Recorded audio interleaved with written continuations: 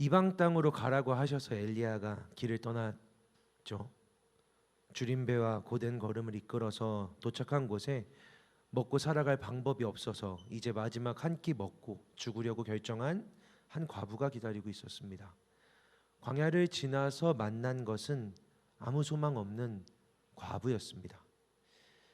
그 과부 자신도 그녀도 스스로 포기했었죠. 그런데 엘리야는 하나님이 저 여인을 통해 그녀를 통해 일하시겠다라고 하셨던 그 말씀을 기억합니다.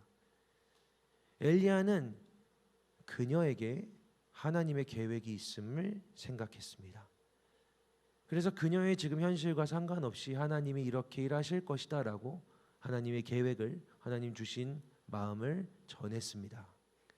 그리고 정말로 기적이 일어났죠. 그녀의 집에 기름이 떨어지지 않았고 밀가루가 없어지지 않았습니다. 이제는 살아나게 되었고 소망이 생겼습니다. 그런데 어느 날 아침에 이 여인이 엘리야를 부릅니다. 그리고 이야기합니다. 내 아들이 죽었다. 그녀의 말은 이렇습니다. 하나님의 사람이여, 당신이 나와 더불어 무슨 상관이 있기로 내 죄를 생각나게 하고 또 내 아들과 더불어 죽게 하려고 내게 오셨나이까. 오늘 우리가 읽은 본문이죠. 우리는 2주 전에 이 상황 속에 있는 과부의 입장에서 하나님의 말씀을 나누었습니다. 오늘은 엘리야의 입장에서, 엘리야의 상황에서 하나님의 말씀을 또 나누고 싶습니다. 사실 엘리야라는 이 사람은 처음 만났을 때부터 굉장히 뻔뻔했죠. 막 처음 보는데 떡 달라 그러고, 나 먹을 거 없다고 하는데 그냥 나 먼저 주라고 하고, 말을 굉장히 잘하는 사람입니다. 어떤 상황에서도 그냥 대답이 있는 사람이죠. 항상 대답했습니다. 그런데 이 과부가 엘리야에게 묻잖아요. 당신이 나와 무슨 상관이 있길래 이곳에 오셔서 내 죄를 생각나게 하고 또 내 아들을 죽게 하려고 여기에 오셨습니까? 라고 묻는데 엘리야가 대답을 하지 못합니다. 엘리야에게 대답이 없는 거예요. 이래서 그렇다 저래서 그렇다라고 말을 하지를 못합니다. 그저 그 죽은 아들을 좀 내게 주십시오라고 이야기했습니다. 엘리야는 죽은 그녀의 아들의 시신을 품에 안았습니다. 말없이 그 아이를 안고 자기가 거쳐야 하는 다락으로 올라가서 자기 침대에 눕혔습니다. 엘리야가 자기만의 공간으로 데리고 간 거죠. 자기만 있는 공간, 아무도 없는 곳으로 그 아이를 데리고 가서 자기가 날마다 누웠던 침대에 그 아이를 눕혔습니다. 하나님께 조용히 기도하고 싶었던 겁니다. 엘리야는 이렇게 기도했습니다. 내 하나님 여호와여, 주께서 또 내가 우거하는 집 과부에게 재앙을 내리사 그 아들이 죽게 하셨나이까. 엘리야는 하나님이 또 재앙을 내리셨습니까? 라고 물었습니다. 엘리야의 마음에 있는 고통이 여기에 묻어 있죠. 엘리야가 하나님께서 엘리야에게 시키셨던 첫 번째 사명이 재앙을 선포하는 거였거든요.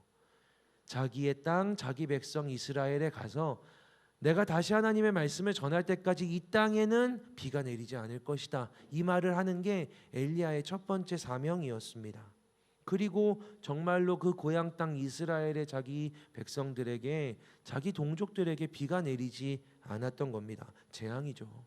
비가 내리지 않으면 땅이 마르고 식물이 자라지 않고 동물들이 먹을 게 없고 사람도 먹을 게 없어지고 마실 것도 먹을 것도 없어 굶주려 죽어가는 일들이 그 땅에 일어나기 시작합니다. 엘리야가 재앙을 선포하고 일어난 일입니다. 엘리야는 자기의 사명, 자기가 한 일, 자기가 예언한 것 때문에 우리 동족이 자기의 땅이 말라 비틀어지는 걸, 죽어가는 것을 보고 있었습니다. 시냇가에 숨어서 볼 수밖에 없었습니다.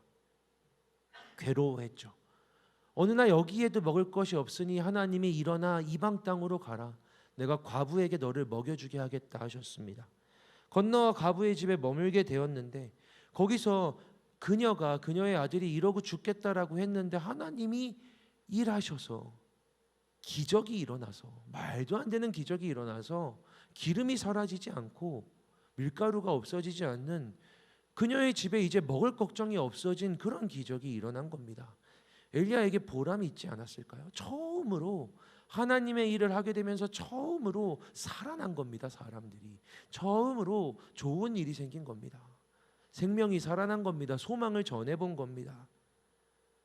아, 내가 이런 일도 할 수 있구나 생각했을까요? 그런데 그때 그냥 바로 얼마 지나지 않아 이제 소망이 있다라고 생각했던 그때 그녀가 와서 이야기하는 거죠. 과부가 와서 당신이 왔을 때 내 죄가 생각이 났습니다.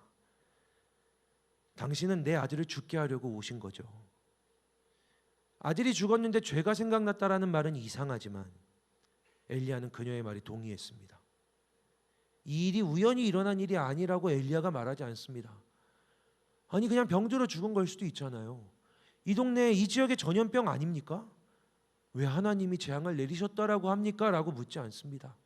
엘리야는 그것이 재앙이라고 동의하고 있었습니다. 분명히 느꼈던 거죠. 재앙이구나. 재앙이 맞구나. 엘리야를 하나님 처음 부르셨을 때부터 엘리야를 통해 하신 일이 재앙이니까 여기 이방에 불쌍하고 소망 없는 이 과부의 집에 보내셔서도 하나님이 엘리야를 통해서 재앙을 내리셨구나. 그래서 엘리야는 하나님께 이렇게 부르짖은 겁니다. 하나님 오르신 건 맞는데 하나님은 오르시지만 왜 저를 사용해서 이 일을 하십니까? 하나님 왜 저입니까?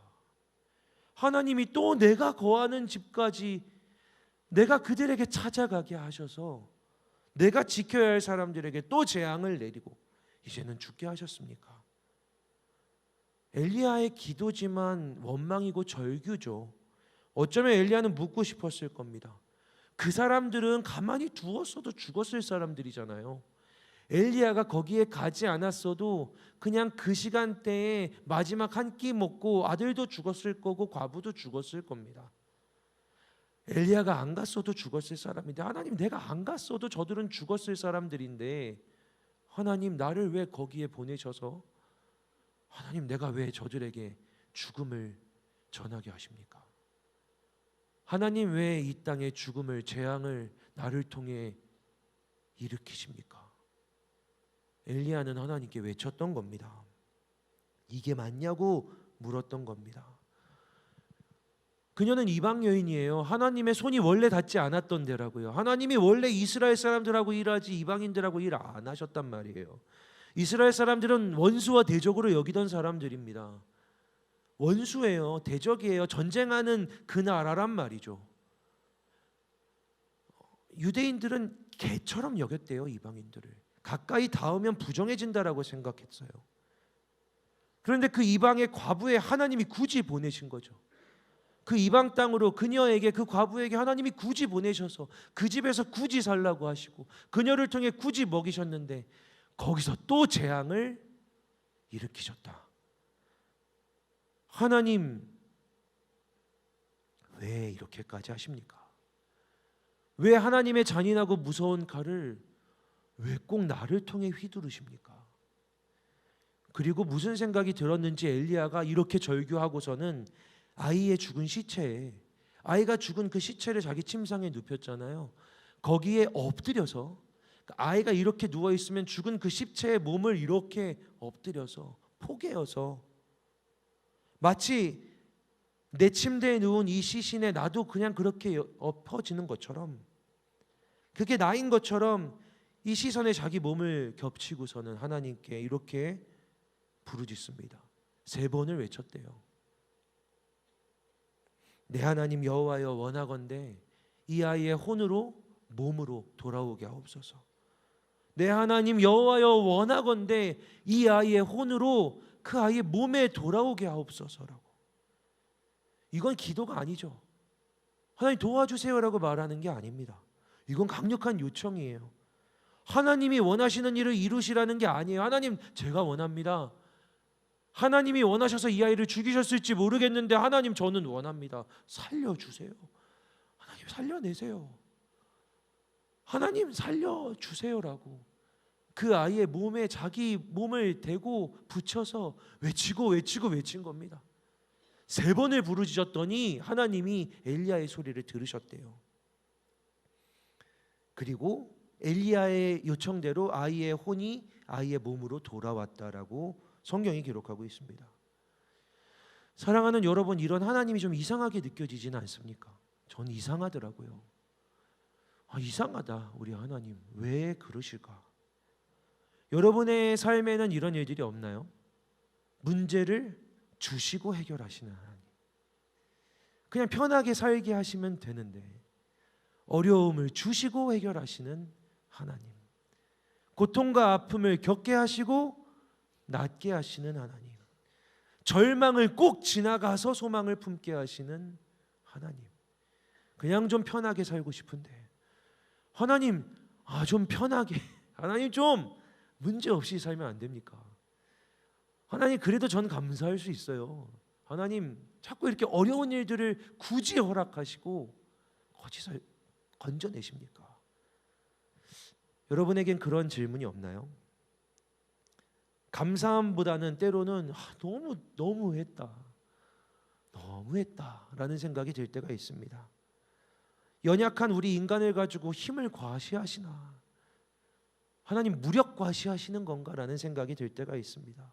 하나님은 옳고 정의로우시죠. 하나님은 언제나 옳으십니다. 능력이 이렇게 있으시죠. 다 보고 계시니까 아실 거예요. 근데 우리는 모르잖아요. 우리는 힘이 없잖아요. 우리에겐 한계가 있습니다. 그런데 하나님이 아무것도 모르는 우리를 데리고, 연약한 우리들을 데리고 이렇게 했다가 저렇게 했다 하시면서 우리를 흔드시는 것 같습니다. 그 정의에 맞춰서 하나님의 법에 맞춰서 살아갈 수 없는 우리는 하나님의 심판과 정의라고 하셔서 때리시면 때리시는 대로 맞고, 용서해 주셨다라고 하면 또 용서해 주셔서 감사합니다라고 고백하고, 이거 너무하지 않습니까? 하나님, 이런 마음이 들진 않습니까? 하나님의 손에 붙들려서 다시 생명으로 이렇게 살아났지만 그냥 좀 살게 하시면 안 되나? 그냥 살게 하시면 안 되나? 그냥 좀 편하게 해주시면 안 되나라는 생각이 되지 않습니까? 죽였다가 살리신 게 맞거든요. 재앙을 내리셔서 죽게 하셨고 죽게 하시고 살리신 겁니다. 그게 맞아요. 하나님이 하신 겁니다. 죽였다가 살리시는, 줬다 뺏으시는, 뺏으셨다가 주시는 이 하나님을 이해할 수가 없는데, 이 이야기를 이렇게 보면요, 우리 입장에서는 살아난 건데, 그냥 우리의 입장에서는 아이가 죽었다가 살아난 건데, 이야기를 자세하게 보면 하나님의 초점은 좀 다르구나라는 걸 알게 됩니다. 여러분, 이 이야기를 다시 한번 제가 설명해 드릴까요? 왜냐하면 그냥 쭉 지나갔을 때 우리가 알지 못하는 이상한 지점이 몇 개 있거든요. 첫 번째 이상한 지점은 하나님이 엘리야를 이방 땅으로 보내신 겁니다. 왜? 여기 이스라엘에도 죽어가는 사람이 너무 많고요. 재앙은 이스라엘의 직격으로 내렸고요. 하나님은 이스라엘 백성을 사랑하시고요. 이스라엘 백성이 내 백성이라고 말씀하시는 하나님이신데 단 한 번도 그때까지 내 백성 이스라엘이 아니었던 적이 없는데 내 백성이 아닌 다른 백성에게 하나님이 엘리야를 보내신 겁니다. 엘리야가 가겠다고 한 게 아니에요. 하나님이 보내신 겁니다. 하나님이 보내셔서 거기에 간 거죠. 두 번째 이상한 지점이 있습니다. 뭐냐면 하나님이 그곳에서 기적을 일으키셨다는 겁니다. 여기 이스라엘에서는 심지어 엘리야가 숨어 있었던 그릿시냇가에서도 물이 말랐습니다. 아시죠? 엘리야가 그릿시냇가라는 데 숨어 있었잖아요. 그런데 기름도 마르질 않는데, 밀가루를 먹으면 밀가루가 없어지지 않는데, 이방 땅에선 그 기적이 일어나는데 하나님 엘리야 하나 거기다 숨겨놨는데 거기 그 시내는 마르더라라는 거예요. 이스라엘 땅에 엘리야가 숨었던 그 땅에 물은 말랐는데 이방 땅에는 기적이 있었다라는 거죠. 이거 이상한 거 아닙니까? 왜 굳이 거기서 기적을 행하시는가? 왜 굳이 이방 땅에서 기적을 행하셨는가? 이것도 이상합니다. 세 번째는 이상한 지점, 제일 이상한 지점 중에 하나, 과부의 아들을 굳이 죽이셨고 살리셨다라는 겁니다. 가만히 뒀으면 죽었을 애잖아요. 가만히 뒀으면 그냥 죽을 애입니다. 심판받아 재앙받아 거기서 죽었을 애예요. 굳이 엘리야가 거기까지 찾아가가지고 죄를 생각나게 하고 얘가 죄 때문에 죽는구나 라는 것들을 깨닫지 않아도 어차피 죽을 애, 어차피 심판은 내려졌을 집입니다. 그 심판이 내려진 거잖아요. 하나님이 왜 굳이 그렇게 하시는가라는 거죠. 왜 굳이 엘리야를 거기까지 보내서 이스라엘에도 사람이 많은데 이스라엘에도 죄인이 많은데 왜 굳이 이방 땅에 과부의 아들에게까지 보내셔가지고 그 과부의 아들이 죽은 게 하나님의 재앙이다 심판이다 이 일을 하나님이 하셨냐는 거죠. 이상하잖아요. 이상한 지점입니다. 더 이상한 건 죽여놓고 살리신 거죠. 하나님이 죽였는데 또 엘리야가 하나님 살려내세요라고 외치니까 살려주십니다. 얼마나 줏대가 없어요. 그렇잖아요. 그렇게 살릴 거면 죽이지를 말았어야지. 그렇잖아요. 소리 3번 지른다고 살려줄 거면 사람 인생 갖고 장난치는 것도 아니고 죽이지를 말았어야지. 죽게 안 하실 수도 있었는데 죽이시고 살리신 겁니다. 이게 이상한 거죠. 이거 다 이상한데 자 여러분 잠깐 또 잠에서 깨어날까요? 제일 이상한 데가 있거든요. 이게 제일 이상해요. 제일 이상한 지점이 뭐냐면 엘리야가 죽은 아이를 품에 안고 자기 방 침상에 누웠다는 겁니다. 이게 왜 제일 이상하냐면 율법에는 죽은 시체를 만지지 말라고 돼 있단 말이에요. 죽은 시체는 하나님의 법을 하나님의 말씀을 아는 유대인들 이스라엘 사람들은 죽은 시체를 안 만져요. 가족은 어쩔 수 없이 만져야 되잖아. 그래서 가족은 어쩔 수 없이 만지는데 가족이 만지면 7일 동안 부정해요. 그거 감수하고 가족만 시체를 만지는 겁니다. 아무도 못 만졌어요. 왜냐하면 시체를 만지면 부정해지니까. 죽은 시체 만지지 마라. 그게 유대인 법이에요. 엘리야는 누구죠? 유대인 선지자입니다. 이스라엘 선지자의 율법을 잘 알고 있는 사람이죠. 그런데 그 아이, 죽은 아이는 이방인이에요. 하나님이 없는 존재라고요. 심지어 이방인은 부정해서 식사도 같이 하지 않았는데 그 이방인 아이가 죽은 거예요. 그냥 아이가 죽은 것도 아니고 이방인 아이가 죽었는데 죽은 아이의 시체를 달라고 한 겁니다. 달라서 해서 품에 안은 거죠. 자, 품에 안은 순간 엘리야는 부정해졌습니다. 이제 7일 동안 부정한 거예요. 부정해진 엘리야가 그 아이를 자기 집, 자기 방으로 데리고 갑니다. 율법을 보시면 자 목요일날 모세오경을 여러분이 들으면 거기에 이렇게 나오는데 이 이방인을 데리고 부정한 걸 데리고 자기 방에 들어가잖아요. 그럼 방도 부정해져요. 그리고 부정한 옷이 심지어 의자에 닿다. 그럼 의자도 부정해져요. 엘리야가 이 아이를 안고 자기가 부정해지고 자기 방으로 들어가서 방도 부정해졌고 자기 침대에 눕혔으니까 침대도 부정해졌어요. 진짜 완전 부정 덩어리예요. 근데 그 아이에게 자기의 몸을 덮었던 거죠.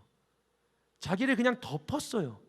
마치 한 몸이 되는 것처럼 이렇게 덮고 그 부정한 완전히 끝없이 부정한 극단으로 부정한 거기서 제일 부정한 그 자리에서 하나님께 외친 거예요. 살려내시라고, 살려주시라고. 가장 부정한 그 속에서 살려주세요라고 했으면 여러분 상식적으로 부정한 가운데 하나님께 못 나가요. 하나님은 거룩하신 분이라 부정한 자가 오면 죽는단 말이야. 그러니까 부정한 가운데 외치면 하나님이 들어주시지 않는 건 당연하고 안 죽은 게 너무 감사한 건데 하나님이 그 부정한 속에서의 기도를 들어주신 거예요. 이게 제일 이상한 거죠. 엘리야가 그걸 알고도 부정한 자리로 들어간 거. 그리고 부정함 속에서 구했더니 그 요청을 들어주신 거.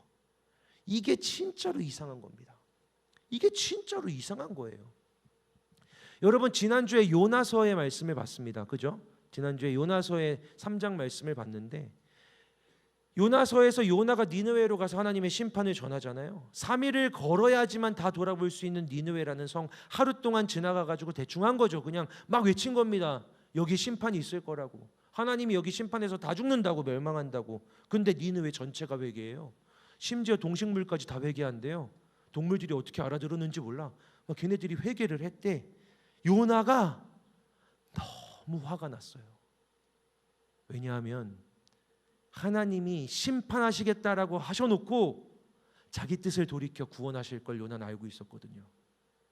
너무 요나가 화가 난 거예요. 너무 싫었어요. 원수들이 회개할 것 같아서 그 일을 안 하고 싶었던 거죠. 근데 억지로 어떻게 하나님이 뭐 바다 파도 일으키시고 물고기 동원해가지고 요나를 기어이 거기다 갖다 놓으시더니 심판이 있을 거다라고 전하게 하시고 기어이 회개를 시켜서 기어이 그들을 살리시는 거예요. 요나가 화가 잔뜩 났죠. 여러분, 요나서가 이렇게 마무리돼요. 요나서의 마지막이 이래요. 마지막이 하나님의 말로 끝이 나요. 네가 수고도 아니하고 재배도 아니하고 하룻밤에 났다가 말라버린 이 박농쿨을, 하룻밤 동안 있었던 박농쿨도 네가 아끼는데 이 성, 큰 성읍 니느웨에는 좌우를 분별하지 못하는 사람만 12만 명이 있고 가축도 많이 있다. 내가 어찌 아끼지 않겠느냐.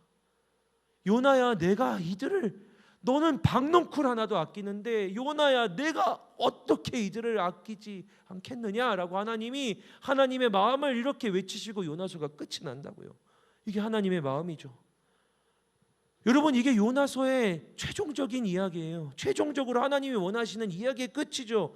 하나님이 이 말을 하고 싶어서, 하나님이 이게 내 마음이다라고 말하고 싶어서 바다를 움직이고 파도를 일으키고 큰 물고기를 데려다가 맛없는 인간을 먹게 하시고 뱉게 하시고 요나를 거기다 끌어서 놓게 하시고 동물들도 외쳤는데 회개하게 하셔서 그냥 말도 안 되는 일들의 퍼레이드를 쭉 벌이신 다음에 하나님이 하고 싶었던 한마디가 뭐냐면 요나야, 이게 내 마음이야 라는 거예요. 하나님이 원하시는 건 하나님의 마음을 단 한 사람이라도, 하나님 뜻대로 살고 싶다는 한 사람이 있으면, 야, 네가 내 마음을 좀 알았으면 좋겠다. 네가 내 뜻대로 내 말씀대로 살아가겠다고 하는데, 그러면 얘야 제발 부탁인데 내 마음을 좀 알았으면 좋겠다. 너에게 내 마음이 좀 있었으면 좋겠구나. 네가 신앙생활을 한다고 하는데, 네가 하나님을 믿는다고 하는데, 네가 하나님의 말씀을 붙들고 살아가겠다고 하는데 내 마음이 없이는 그렇게 살아갈 수가 없어. 너한테 내 마음이 있었으면 좋겠다. 그게 하나님의 마음인 거죠. 하나님의 마음을 품는 게 하나님의 소원이에요, 여러분. 왜냐하면 하나님이 지금 사랑하라고 말씀하시는 이들은 도저히 사랑할 수 없는 사람들이거든요. 하나님이 사랑하라고 하는 이들마다, 보게 하시는 이들마다 도저히 사랑할 만한 마음이, 생각이 들지 않는 이들을 하나님은 보게 하세요. 저런 사람들을, 저런 사람들까지 사랑하라고 하신다고? 그거는 못하겠다. 근데 하나님은 자꾸 거기를 보시는 거죠. 일본의 요코하마라는 도시가 있어요. 아까 사진에도 잠깐 나왔던데 항구에 갔었고 바닷가를 보면서 서서 약간 기도했어요. 그냥 누구 보라고 한 기도가 아니라 너무 답답해서 바닷가를 보면서 그냥 계속 그렇게 기도했던 것 같아요. 그 내용이 이래요. 하나님, 저는 이 사람들과 아무 상관이 없어요. 하나님, 저는 일본에 대해서 아무 감정도 없고 아무 상관이 없어요. 그런데 하나님 몇 년째 여기로 오게 하시고 한수망에 와서도 또 오게 하셨어요. 그런데 하나님, 이들에겐 복음이 없어요. 이들에게는 교회가 회복될 대답이 없어요. 하나님, 이들에겐 방법도 없대요. 하나님, 저는 할 수 있는 게 없고 저는 이들과 상관이 없고 제가 이들에게 줄 수 있는 것도 마음도 없는데 왜 굳이 저를 여기에 오게 하셔서, 왜 우리 청년들까지 끌고 오게 하셔서, 청년들이 하루 종일 마음이 막 무너졌다고 얼굴을 죽상을 하고 저는 괴로워하고 있는데 하나님 어쩌라고 저보고 왜 여기에 답도 없는데 부르셨습니까? 저는 대답이 필요합니다. 하나님, 저에겐 대답이 필요합니다 라고 그 바닷가에서 막 외쳤던 거죠. 저도 한탄한 거예요. 답답한 거예요. 하나님, 진짜 이러실 거면은 오게 하질 말든지 하나님 왜 그러시는 겁니까? 라고 답답했어요. 이방 땅에서 과부를 만난 것 같은 마음이 들더라고요. 만났는데 대답이 없고 방법이 없으니까. 근데 여러분, 아까 종현이도 간증했지만 우리 청년들도 슬퍼했어요. 절망했어요.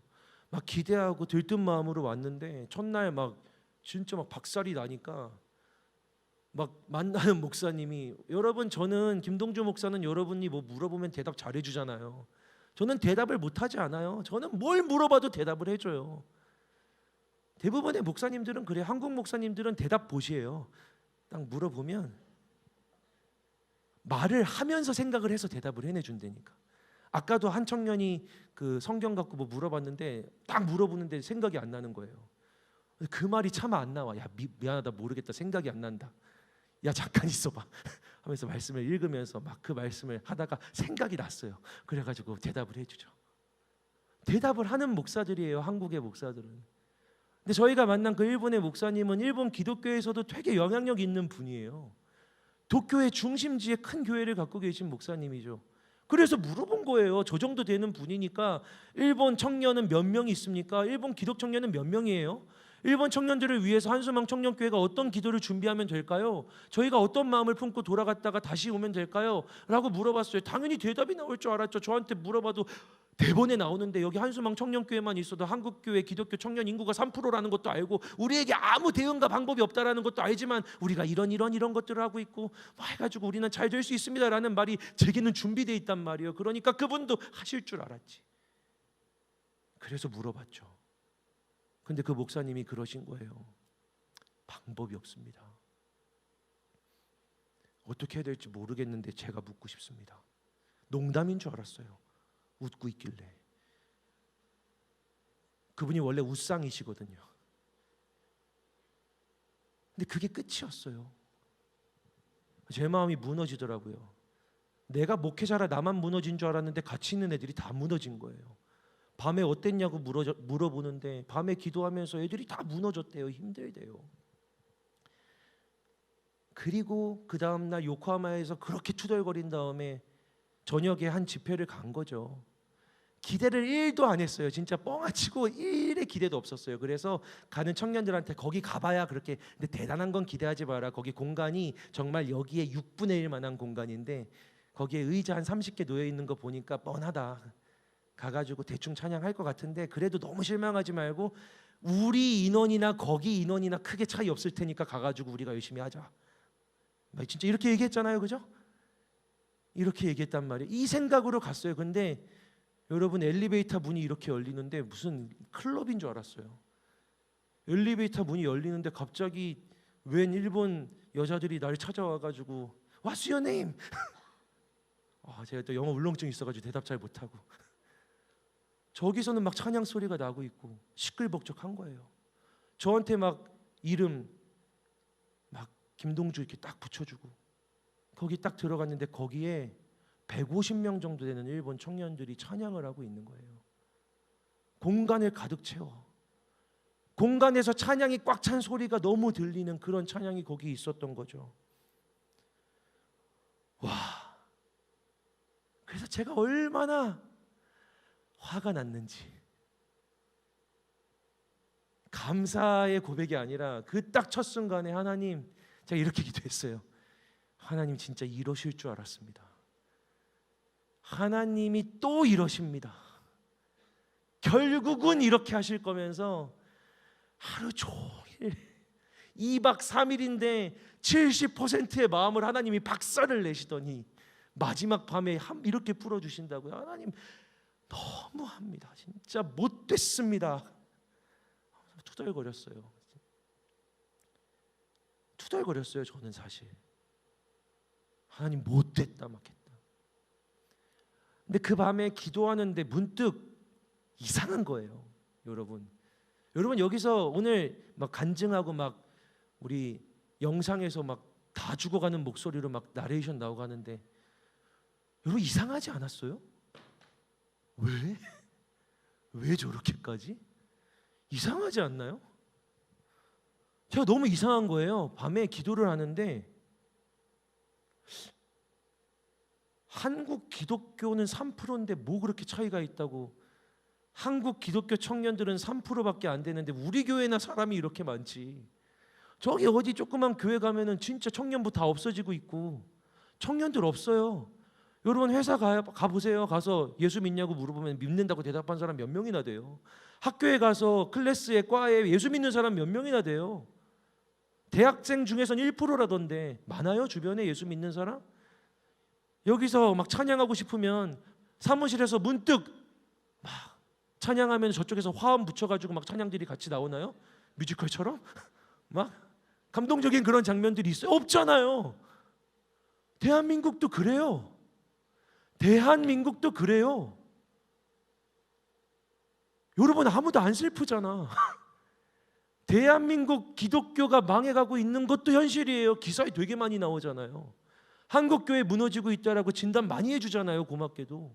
한국교회 다음 세대가 무너지고 있다라는 얘기가 얼마나 많이 나와요. 다 알고 있잖아요. 50년 뒤에, 20년 뒤만 되면 2050년에 한국교회의 젊은이들은 사라질 거다라는 전망이 10년 전부터 나왔어요. 누가 슬퍼했나요? 여러분 슬펐어요?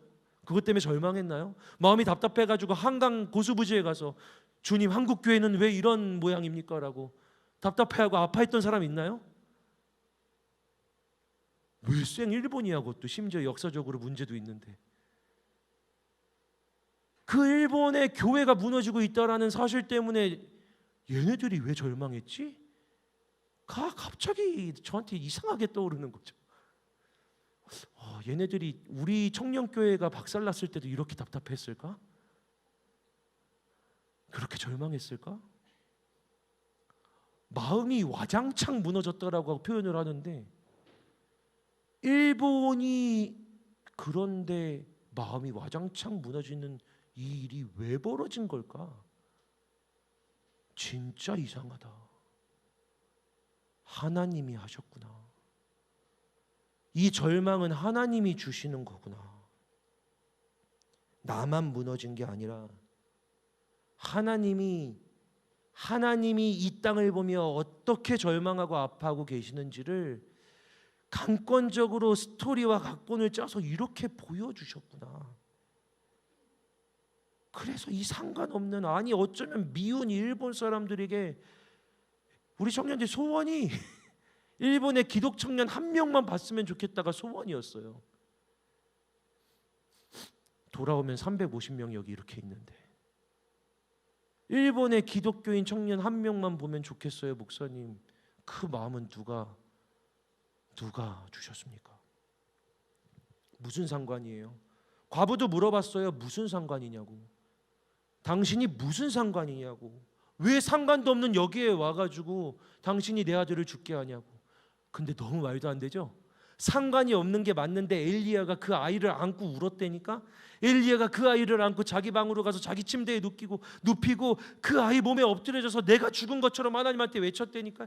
하나님, 내가 원합니다. 하나님, 제가 원합니다. 하나님, 이 아이를 살려주세요. 하나님, 제가 원합니다. 이 마음은 엘리야의 마음이겠습니까? 하나님의 마음이겠습니까?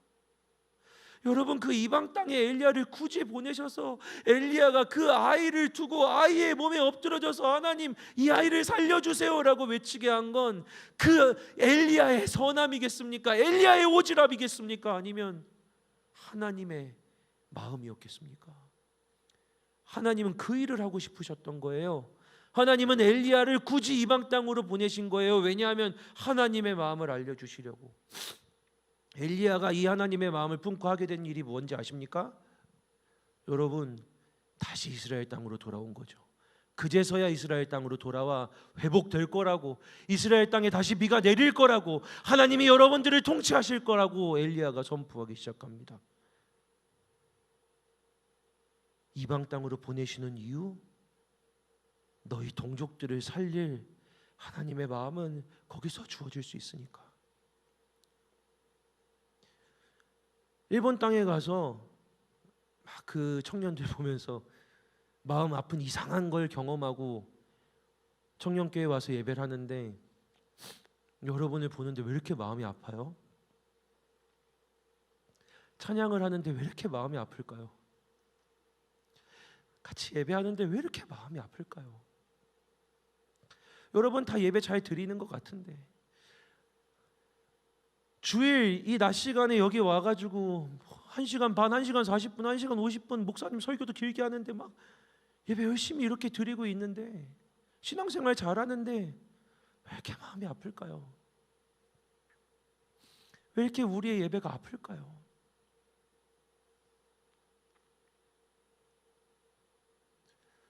일본 땅에 가서야 우리가 왜 칸토인지를, 나는 왜 이들의 목사인지를, 하나님이 우리에게 원하시는 게 무엇인지를 경험하게 됩니다. 여러분, 아픈데 하나님이 드러내실 때가 있어요. 되게 이상하게 하실 때가 있다고요. 결단하고 일본에 갔는데 막 문제만 보여주실 때가 있어요. 어려운 일들만 드러날 때가 있다고요. 이제 좀 잘해보려고 결단하는데 이제 좀 하나님 앞에서 온전히 서보겠다고 필사를 하는데, 필사하는데 막 마음 굳게 먹고 필사하는데 막 잘못 쓰고 하나님의 은혜로 막 지켜주시지 않고 더 힘든 일이 생기고 기도하는데 더 어렵고 문제가 드러나고 관계가 어렵고 상황이 깨지고 사역이 힘들어지고, 하나님이 그리 하시는 하나님의 초점이 있단 말입니다. 하나님이 그렇게 하시는 목적이 있단 말이죠. 하나님의 목적도 있습니다. 우리의 삶에 이상한 일들이 벌어질 때 하나님이 그렇게 기어이 이끌어 가셔서 우리에게 부어주고 싶으신 하나님의 마음이 있습니다. 결국 다시 돌아와 내 백성을 사랑하게 하시는 하나님의 목적이 있습니다.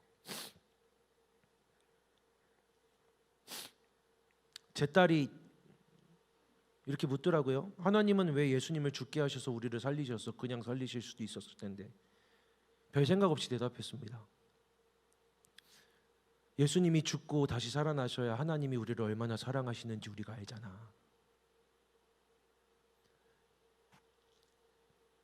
여러분의 인생에 죽음 같은 시간이 찾아오고 어둠이 드러나고 아픔이 떠오를 때, 고통이 여러분의 인생에 확 올라올 때 하나님이 거기서 그걸 드러내시고 건지시는 이유는 얼마나 함께 아파하시고 얼마나 사랑하시는지를 하나님의 마음을 부어주시기 위함입니다. 이 사순절 기간 하나님의 마음을 경험하는, 드러나는 어두움에 굴복하지 않는 우리 칸토가 되기를 주님의 이름으로 축복합니다. 시간 함께 기도합시다.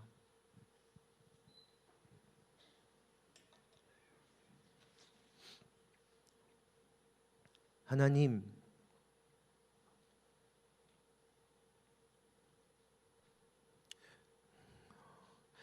설교하며 왜 눈물이 나는지도 모르고 왜 마음이 아픈지도 모르고 설교하고 또 찬양을 인도하지만 그것이 여기 하나님 앞에 나와 힘없이 하나님 바라보고 있는 하나님의 아들과 딸을 바라보시는 하나님의 마음이라는 생각을 합니다.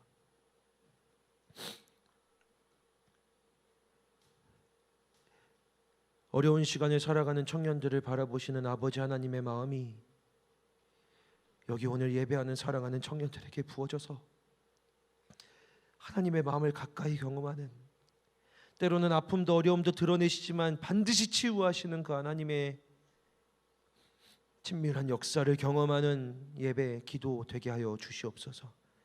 예수님의 이름으로 기도합니다. 아멘. 우리 시간 자리에서 일어나서 함께 찬양하고 기도합시다.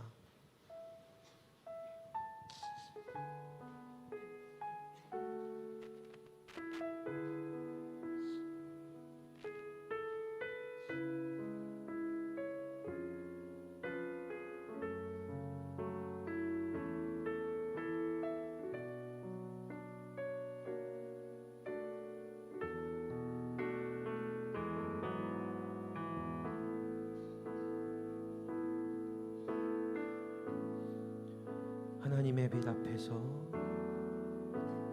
하나님의 빛 앞에서 그 투명한 빛 앞에서 모두 드러날 나의 모든 죄와 허물,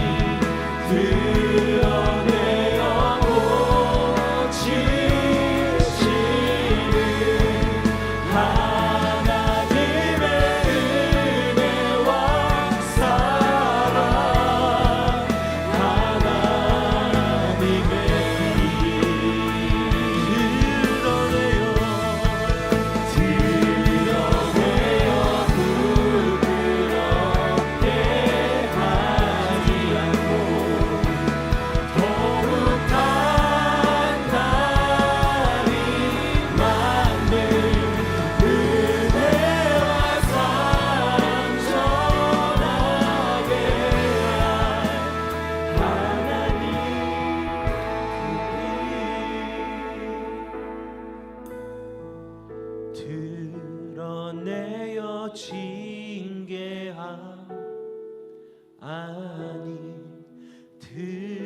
드러내어 고치시는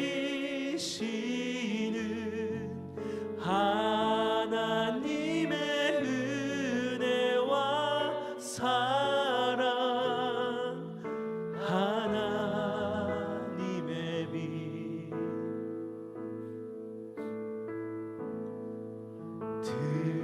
드러내어 부끄럽게 하지 않고 더욱 단단히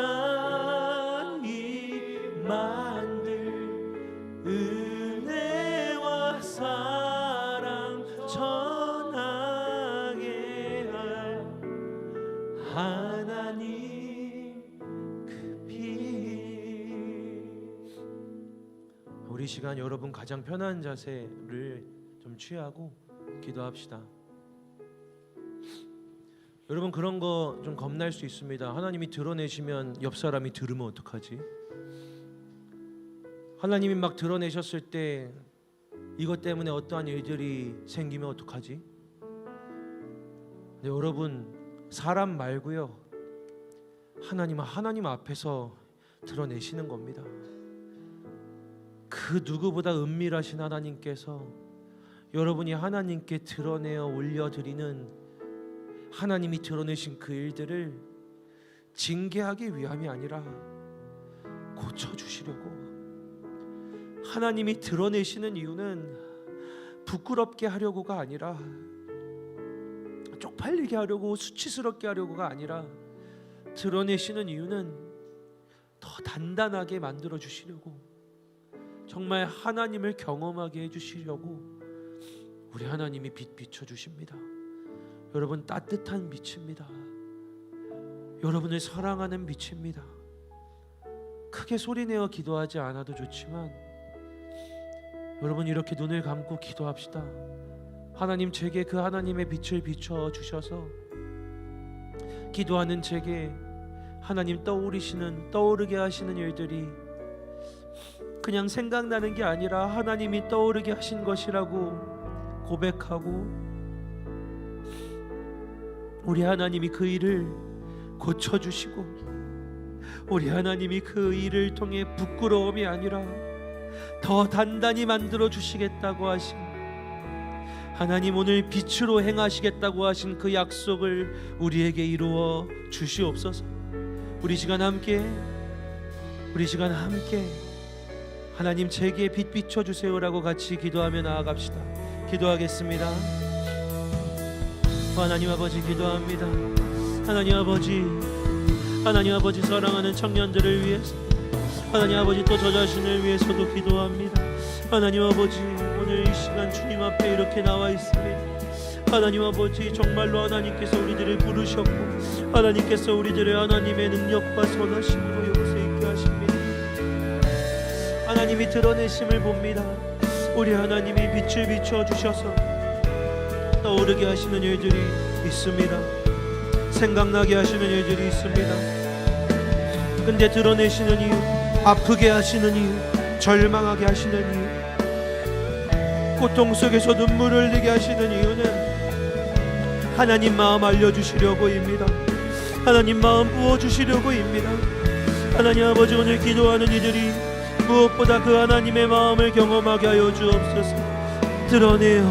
드러내어 징계하지 않고, 드러내어 부끄럽게 하지 않고, 오직 하나님 치유하시고 고치시고, 내가 얼마나 너와 같이 아파했는지, 내가 얼마나 너와 같이 눈물을 흘렸는지, 내가 어떻게 너와 같이 그 시간을 지나왔는지, 내가 어떠한 마음으로 너를 바라보고 있는지, 그리고 이 일을 통해서 너를 기어이 단단하게 만들 것인지, 이 일을 통해서 너를 어떻게 회복할 것인지, 이 일을 통해 너를 어떻게 거룩하고 아름답게 사용할 것인지 하나님 아버지 역사하여 주시고, 하나님 아버지 소망하는 가운데 기도하며 선포하는 이들이 주님께서 일하시는 열매를, 주님께서 역사하시는 열매를 경험하고 누리게 하여 주시옵소서. 아버지 하나님, 주님 오늘 이곳에 기도해 아버지 하나님 고백하는 이들에게 하나님 아버지 주님을 구하며 간구하는 이들에게 찾아와 주셔서 주님 그렇게 일하시고 역사하여 주시옵소서.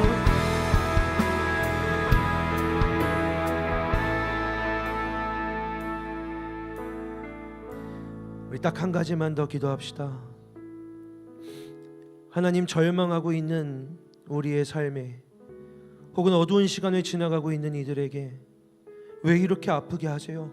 왜 이렇게 힘들게 하세요? 왜 이렇게 고생시키세요? 라고 원망하며 하나님께 투덜거리는 이들에게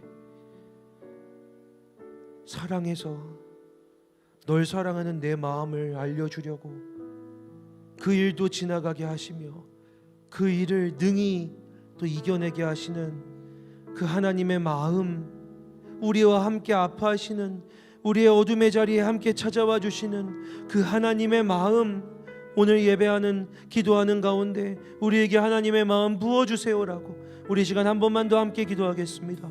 기도합시다. 하나님 아버지, 사랑하는 청년들에게, 오늘 기도하는 이들에게 오 하나님 아버지 간구합니다. 아버지 하나님, 주님께서 찾아오셔서 아버지 하나님 아버지, 이들이 하나님의 마음을 경험하게, 하나님 아버지, 이들이 하나님의 마음을 누리게, 하나님 아버지, 이들이 정말로 그 삶을 향한, 그 어려움을 향한, 그 고민과 두려움과 불안함과 고통을 향한 하나님의 마음을 경험하게, 하나님 절망에 집중하게 마시고, 하나님 아픔에 집중하게 마시고, 하나님 아버지 그 어려움에 집중하게 마시고, 하나님 아버지 정말로 그 일을 향한 하나님의 마음을 경험하게, 그 마음을 누리게 오 하나님 아버지 일하시옵소서. 그 하나님의 마음을 깨닫게 하여 주옵소서. 하나님, 그 하나님의 마음을 하나님 아버지 참으로 찾게 하여 주시옵소서. 오늘 이곳에 회복이 임할지어다. 오늘 이곳에 하나님의 치유가 임할지어다. 예수 그리스도의 능력의 회복이 임할지어다. 내가 나사렛 예수의 이름으로 명하노니 어둠은 물러가고 빛이 비춰질지어다. 내가 예수 그리스도의 이름으로 명하노니 죽음과 두려움과 절망 가운데 있는 이들에게 주의 능력의 빛이, 따뜻한 빛이, 회복과 치유의 빛이 임할지어다. 두려움 가운데 괴로워하며 불안해하며 어둠 속에서 헤어나오지 못하고 있는 이들에게 하나님이라는 방법이 선포될지어다. 주의 빛으로, 주의 능력으로, 주의 회복의 역사로 주님, 지옥을, 어둠을, 절망을 지나가고 있는 이들에게 빛을 부어 주시옵소서.